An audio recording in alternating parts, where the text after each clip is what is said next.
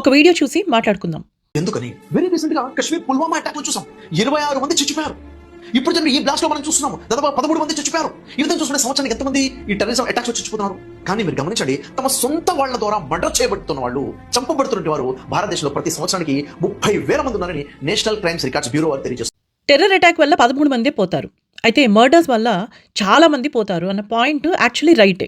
ఆలోచించాల్సిన పాయింట్ ఏంటంటే అసలు మర్డర్స్ ఎందుకు జరుగుతాయి అంటే అది ఇండివిజువల్ డెసిషన్. ఆ మనిషి అంటే మనకి నచ్చదు, లేదా ఒక లవ్ అఫైర్, ఒక ఎక్స్ట్రా మెరిటల్ అఫైర్, లేదా కస్టోడియల్ బ్యాటిల్, లేదా ఆస్తి, ఫైనాన్షియల్ రీజన్స్, జాబ్, ఇట్లా ఏదో ఒక పర్సనల్ రీజన్ వల్ల ఈ 2 ఇండివిజువల్స్ మధ్యలో జరిగేది మర్డర్. యాక్సిడెంట్స్, రోడ్లు బాగాలేకపోవడం సిస్టమిక్ ప్రాబ్లం. మనం వెళ్ళి క్వశ్చన్ చేయాలి, ఎందుకు రోడ్లు బాగాలేదు, మాకు ఎందుకు యాక్సిడెంట్స్ అవుతున్నాయని. Vehicular accidents, head on collisions, wrong రూట్లో వెళ్తారు, బ్రేకులు పడవు, లేదా నిద్రపోతారు. ఇప్పుడు మన కర్నూలులో బస్ యాక్సిడెంట్ అయింది ఇట్లా. అండ్ సూసైడ్స్ ఎందుకు జరుగుతాయి అంటే వాళ్ళు చంపేసుకున్న వాళ్ళకే తెలియాలి ఎందుకు ఇట్లా అవుతున్నాయి అని చెప్పి. ఇవన్నీ కూడా మనం అడ్రస్ చేయాల్సిన issues. But the question that we all have to ask is, terrorism వల్ల ఎందుకు పోతున్నారు, అసలు టెర్రరిజం ఎందుకు జరుగుతుంది? ఇప్పుడు మర్డర్కి రీజన్స్ ఉంటాయి, సూసైడ్స్కి రీజన్స్ ఉంటాయి, ట్రైన్ యాక్సిడెంట్స్కి రీజన్స్ ఉంటాయి, మరి టెర్రరిజంకి రీజన్ ఏంటి? అండ్ 2020 నుంచి 2023 వరకు చూసుకుంటే కనుక on an average annually 500 to 600 terrorist incidents అవుతున్నాయి ఇండియాలో. అయితే మనకి ఇవన్నీ తెలియదు కూడాను.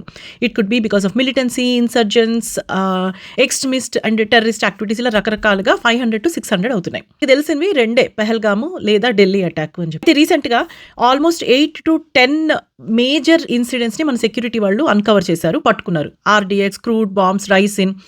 ఆ రైసిన్ ఒక్కటే 1,50,000 మందిని చంపగలుగుతా.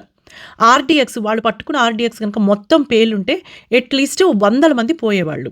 అలానే క్రూడ్ బాంబ్స్ ఎన్నో దొరికాయి ముషిదాబాద్లో, అవి కూడా పేలుంటే ఎంతోమంది ప్రాణాలు పోయేవి. ఐఎమ్ టాకింగ్ ఇన్ హండ్రెడ్స్ ఇక్కడ numbers.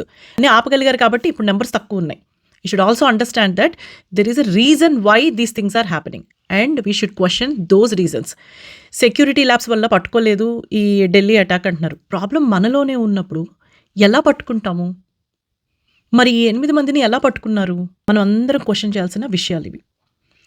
As an Indian we should feel for every single Indian in the country, whether it is a murder, whether it's a suicide, whether it's a road accident, whether it's a vehicular accident, or whether it is terrorism.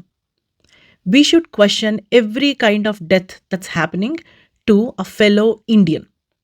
మీరు ఇక్కడ రిలీజనే తెస్తారో, ఐడియాలజీనే తెస్తారో, లేదా సెక్యూరిటీనే తెస్తారో, అది మీ యాంగిల్స్లో మీరు ఏమన్నా తెచ్చుకోవచ్చు. కానీ మనం అందరం క్వశ్చన్ చేయాల్సింది, అసలు ఇలాంటి డెత్స్, ఎస్పెషల్లీ టెర్రరిస్టిక్ రిలేటెడ్ డెత్స్ ఎందుకు అవుతున్నాయి, ఎవరు చేస్తున్నారు, దేనికోసం చేస్తున్నారు, అండ్ మనకే ఎందుకు జరుగుతున్నాయి.